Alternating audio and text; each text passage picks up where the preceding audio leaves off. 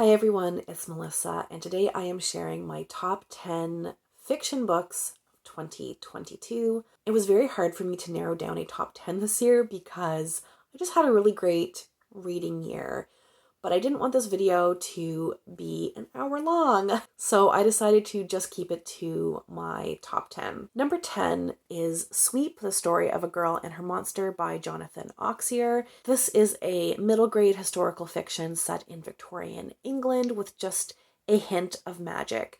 It is about a young girl who works for a chimney sweep as a climber, so she is one of the young kids who goes up the chimneys to clean them. One day she gets stuck in a chimney and is caught in this chimney fire, and a piece of soot transforms into a golem and saves her from the chimney fire. And we follow the budding friendship that develops into something really special between the soot golem and the young girl. This book deals a lot with the dreadful, dangerous conditions that very young children were put in during Victorian times as climbers for chimney sweeps. So there is a lot of danger and drama in this, but it was also very magical and whimsical and just full of wonder. The book explores anti-Semitism and love and friendship, and it really tugged at my heartstrings. And any book that can make me sob uncontrollably is probably going to make it to my list. Number 9 is The Art of Losing by Alice Zeneder. This is a multi-generational story of a family that flees Algeria during the revolution in the early 60s and immigrates to France. So we start with the patriarch, who is a respected figure in his village. He is an important member of his community, and he owns land. He has these olive groves. Life is good, but because of some ties to France that he has, he's on the wrong side of the conflict when the revolution starts. So his family has to flee. So part of the book is his life in Algeria and the start of his family. Then we also follow his son, who was born in Algeria, but they fled when he was around 8, I think, and he grows up in France. And in order to make a life in France, he feels like he has to distance himself from Algeria and from his family in a way. And he is put in this really hard position of being caught between the two countries and having to act as a translator for his parents and to navigate French bureaucracy for them and read legal documents at a young age. And then the last part of the book, we follow his daughter, who was born and raised in France, is very much a French woman, but is desperate to find out more about her Algerian roots. She has basically been separated from the Algerian side of her. She can't speak the language. She doesn't know really anything about the culture or the family history. So this book is very much about the loss of country and home, but also of language and culture, and what that does to a family through the generations. Book number 8 is The Subtweet by Vivek Shreya. This is about 2 women in the music scene in Toronto. One of them, Neela, is a musician with a decent following, and the other, Rukmini, writes for an arts magazine and is a cover artist. And one day, Rukmini covers one of Neela's songs and posts it online, and it garners much more attention than Neela's original ever did.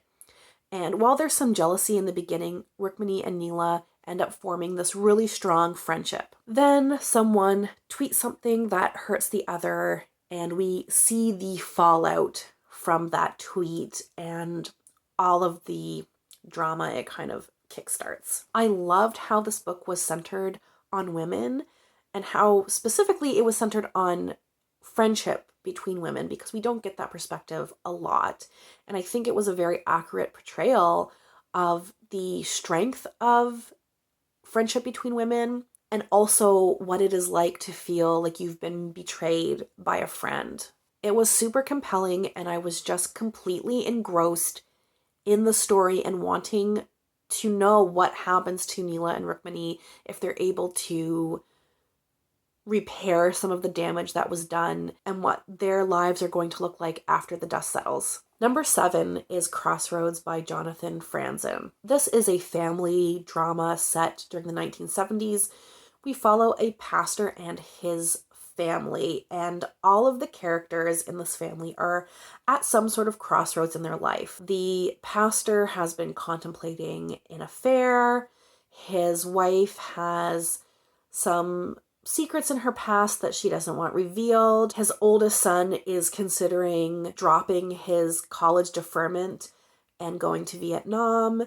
His other son is potentially dealing drugs, and his daughter is having a crisis of faith, not just in a religious way, but faith in her family. I thought the characters were really nuanced. They felt like real people making real decisions, and you understand why they're making those decisions, even though a lot of the time you want to shake them a little bit for doing what they're doing.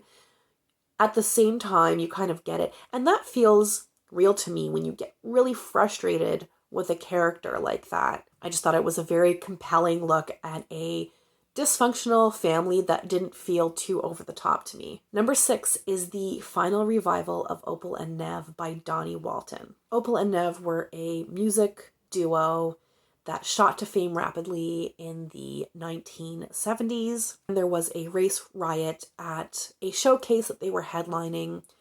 And after that, one of them went on to have this brilliant career, and one of them kind of slipped into the background, out of the limelight a little bit. Opal and Nev are about to reunite for this huge concert, reunite after decades apart. And this journalist is interviewing Opal and Nev and music producers and family members and people who were at the original concert where there was a riot. And she's trying to piece together their story because this journalist, her father, he was a musician at this riot and he was killed. So the book is told through this like fake nonfiction book that the author, the journalist, is writing, and also through snippets of interviews and transcripts that you get. It is super compelling because, of course, it's not exactly necessarily a mystery, but there is this element of you're not sure what really happened at this concert back in the 70s. So we have that kind of element. But there's also just this really compelling narrative of this duo who were very different. This young white guy, kind of like a singer, songwriter, Bob Dylan kind of type is what I envision. And this very rebellious, strong black woman full of like vim and vigor. And they made this unlikely duo that had success, but they were basically this flash in a pan. And so there's this really compelling narrative of seeing what happened to each of their lives and what's going to happen when they come back together for this reunion concert. I thought the characters were really well done. I felt like these were real people. I wanted to like Google this band even though I know that they don't exist. And this is all happening in the context of like this cutthroat music industry. And it was just one of those books that I needed to finish to find out what happened to these characters. Book number 5 is Kindred by Octavia E. Butler. This is a science fiction book featuring time travel, so I knew I would probably really like it, and everyone else seems to really like it, but I still wasn't prepared because while I knew that it was this very engaging story, I was also really impressed with the character work that the author does in it. So this is set during the 1970s, and it was written in the 1970s. So this woman in the 1970s, this modern woman, Dana, is suddenly pulled back in time to the early 1800s, I want to say 1820s, to a plantation. And she's a black woman, so this is a nightmare situation. While she's there, she sees this young white boy drowning, and she saves him.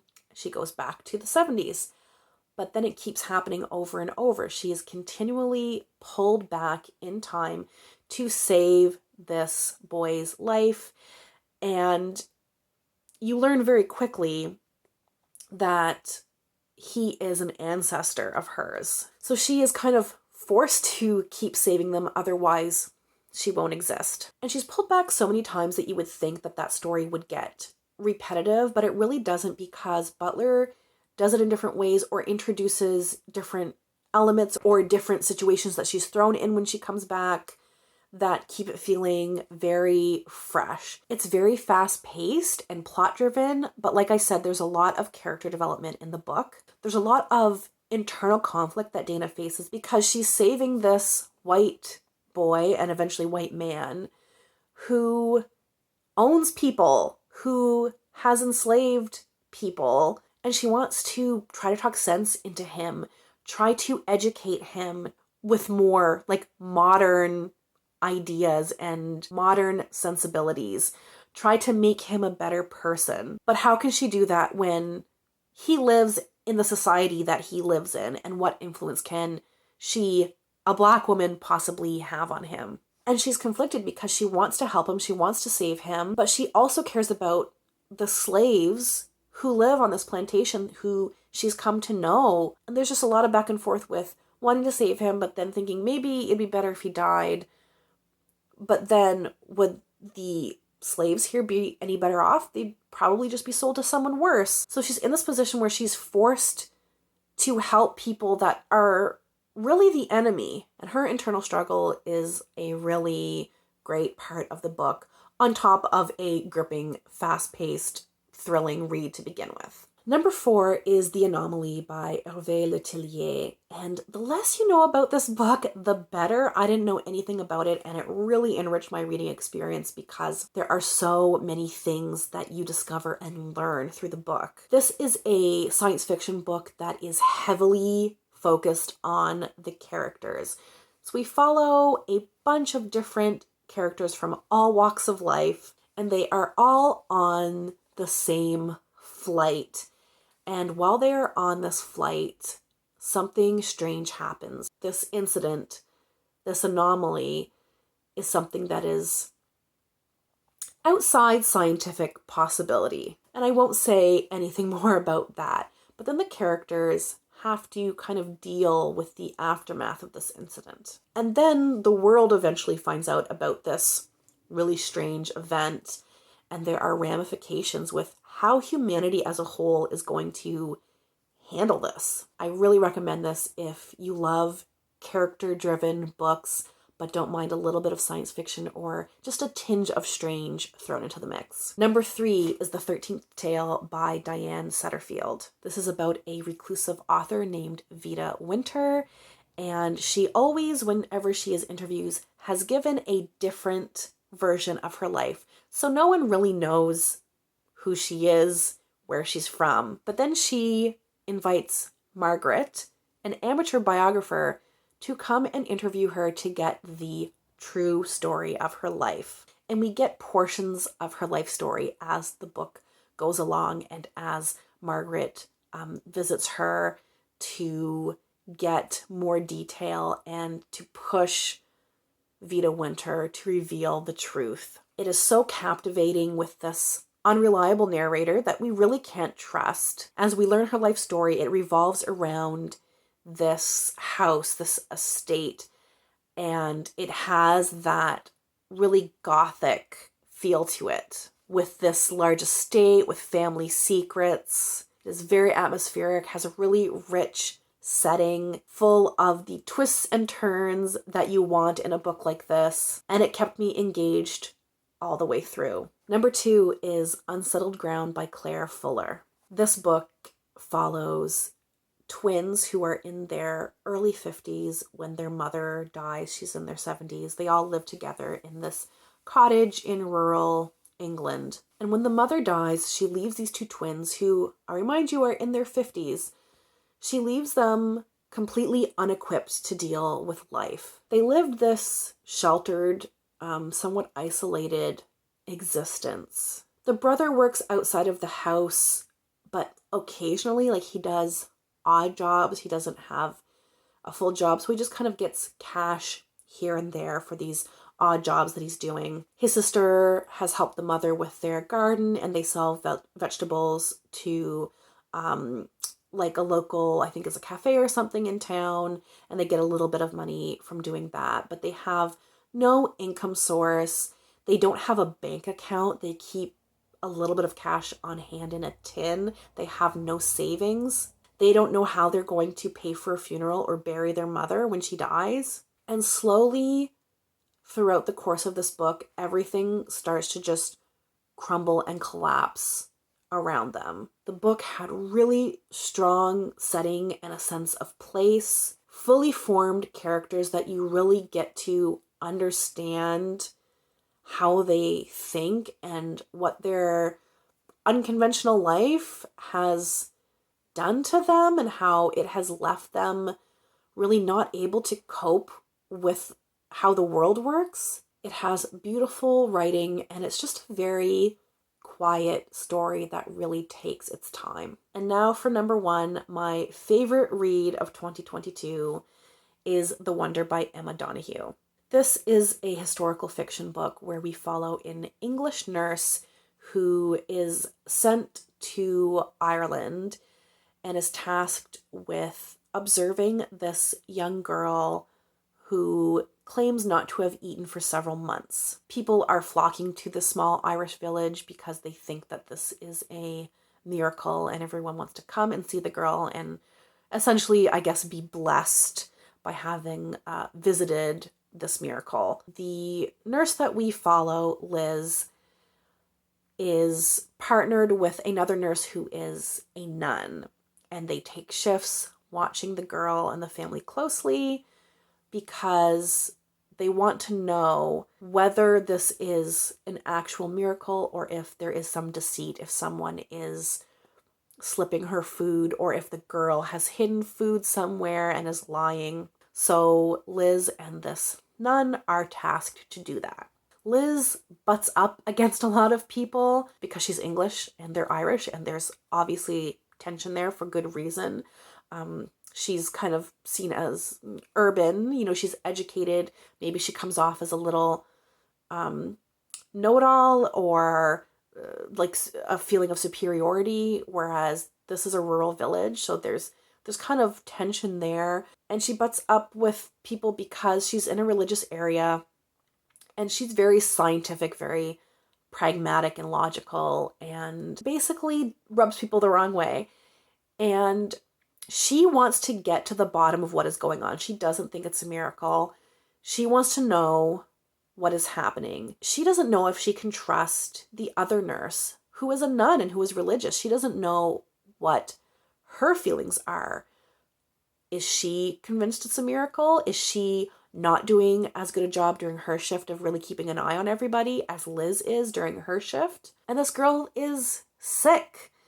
She's getting iller by the day, and you just want Liz to get to the bottom of this because you, the reader, are worried for this little girl. It had a wonderful, suspenseful plot, fully formed characters that develop during the course of the novel, and it had me in tears. And like I said, if you can make me cry, you're probably going to make my list of best books of the year. So those were my best reads of 2022. If you've read any of them, I would love to have a chat in the comments below. Let me know what your favorite books of the year were. And as always, thank you so much for watching. We'll chat soon. Take care.